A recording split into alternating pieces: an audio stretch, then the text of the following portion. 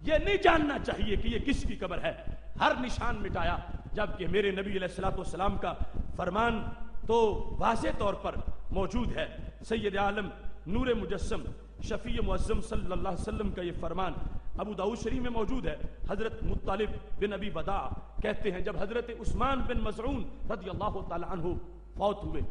جو پہلے مہاجر تھے جن کا مدینہ شریف میں وصال ہوا، جب ان کا وصال ہو گیا تو نبی علیہ الصلوۃ والسلام نے جب دفن کرنے کا حکم دیا تو پاک محبوب علیہ السلام نے ایک شخص کو کہا جاؤ وہ فلاں پتھر اٹھا کے لے آؤ۔ تو وہ جانے والا گیا مگر پتھر اٹھا نہیں سکا، پتھر بہت بھاری تھا۔ تو رسول اللہ صلی اللہ علیہ وسلم خود تشریف لے گئے، ہاں سارا ان ذراعی ہے، اپنی کوہنیوں سے کلائیوں سے کپڑا پیچھے ہٹایا، یعنی یہ جو آج ہم اٹھاتے ہیں اس وقت کا، یعنی نبی علیہ الصلوۃ والسلام کی عادت مبارک بھی کہ وزنی پتھر اٹھانے لگے ہیں، کام کرنے لگے ہیں تو دونوں کلائیوں سے کپڑا پیچھے ہٹایا، اور کپڑا ہٹانے کے بعد میرے محبوب علیہ الصلوۃ والسلام نے وہ پتھر اٹھا لیا ہے، اور پتھر اٹھایا ہے تو راوی کہتے ہیں کہ انی انظر الی بیاض ذراع رسول اللہ صلی اللہ علیہ وسلم، مجھے آج بھی وہ گوری گوری کلائیاں نظر آ رہی ہیں کہ جب سرکار نے وہ پتھر اٹھایا ہوا تھا اور پتھر اٹھا کے اپنے صحابی کی قبر کے سرہانے اس کو گاڑنا چاہتے ہیں۔ اب جس وقت پتھر لے آئے تو پھر وضع عند رأسہ، اس قبر کے سرہانے وہ پتھر رکھا اور ساتھ ارشاد بھی فرمایا اعلموا بها قبر اخی، میں نے اس پتھر سے اپنے صحابی کی قبر پر نشانی لگا دی ہے۔ اعلموا بها قبر اخی، نشانی میں نے لگائی ہے کہ یہ شناخت رہے لوگوں کو حضرت عثمان بن مظعون کی قبر ہے، میں نے نشانی لگائی ہے، اور ساتھ کا وادفن الیہ من مات من اہلی، جو میرے اہل سے فوت ہوگا میں ان کے قریب ان کی قبر بناؤں گا، میں نے یہاں پر نشانی لگا دی ہے۔ اور یہاں پر سید عالم نور مجسم شفیع معظم صلی اللہ علیہ وسلم کی شریعت نے یہ واضح کیا کہ پتہ ہونا چاہیے کہ یہاں کون دفن ہے۔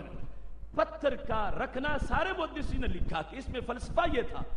کہ یہ قبر پہچانی جائے کہ قبر کس کی ہے، قبر کو ممتاز کرنا، قبر والے سے واقف ہونا کہ یہ فلاں کی قبر ہے، یہ شریعت کا مزاج ہے کہ پتہ ہونا چاہیے کہ قبر میں کون دفن ہے۔ آج کی جعلی شریعت ان لوگوں کی گھڑی ہوئی، اس میں یہ کہ پتہ نہیں ہونا چاہیے، ساری نشانیاں مٹاتے، پتہ نہیں ہونا چاہیے کہ دفن کون ہے۔ ان کو شرک کا خطرہ ہے کہ اگر پتہ ہوگا کہ فلاں دفن ہے تو پھر دینے والا تصور کرے گا کہ فلاں لیٹا ہوا ہے، اور ان کے لحاظ سے وہ شرک بن جائے گا۔ اس واسطے وہ نام بتانا بھی گوارا نہیں کرتے اور کہہ دیتے ہیں کوئی پتہ نہیں کہ کون دفن ہے، اور یہ مت جانو تم، جبکہ سرکار نے نشانی لگائی ہے اور حدیث کا یہ تقاضا ہے۔ مثلا میرے محبوب علیہ السلام کا فرمان الحیات بعد الموت میں جزء اول میں موجود ہے، صفحہ 182 پر، من زار قبر ابویہ او احدہما کل یوم جمعہ غفر لہ وکتب بارہ، جس بندے نے اپنے والدین یا ان میں سے ایک کی قبر کی ہر جمعے زیارت کی، اللہ اس کے گناہوں کو معاف فرما دے گا۔ اب اگر اسے پتہ ہی نہ ہو کہ میرا والد دفن کہاں ہے، اس کو پتہ ہی نہ ہو کہ میری والدہ دفن کہاں، اگر یہ نجدی شریعت مان لی جائے تو پھر کوئی کس جگہ جا کے اپنے والد کی قبر پہ حاضری دے گا، کس جگہ جا کے اپنی والدہ کی قبر پہ حاضری دے گا؟ اور پھر ان کے نزدیک جب قبر بت کی طرح ہے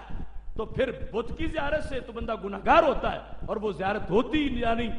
تو وہاں جانا ناجائز ہوتا ہے، اور یہاں پر جانا مفید کتنا ہے۔ میرے محبوب علیہ الصلوۃ والسلام فرماتے ہیں اس کو دو فائدے ہوں گے، غفر اعلیٰ،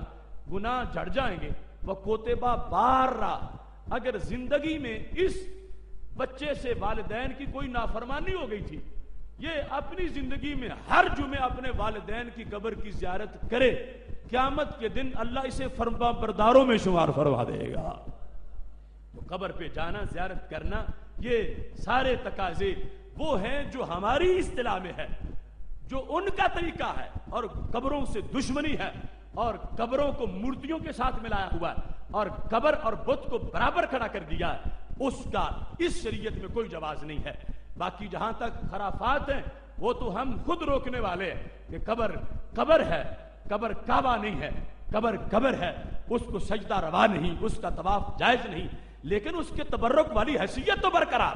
وہ ریاض الجنہ ہے، وہ انسان کے خمیر کے اندر داخل وہ پاک مٹی ہے، اور وہاں جو برکات نازل ہوتی ہیں، پوری امت مسلمہ ہر صدی میں اس عمل پر قائم رہی ہے کہ وہاں جانے سے دعائیں قبول ہوتی ہیں، رحمتوں کا نزول ہوتا ہے۔ اس سلسلہ میں آج بطور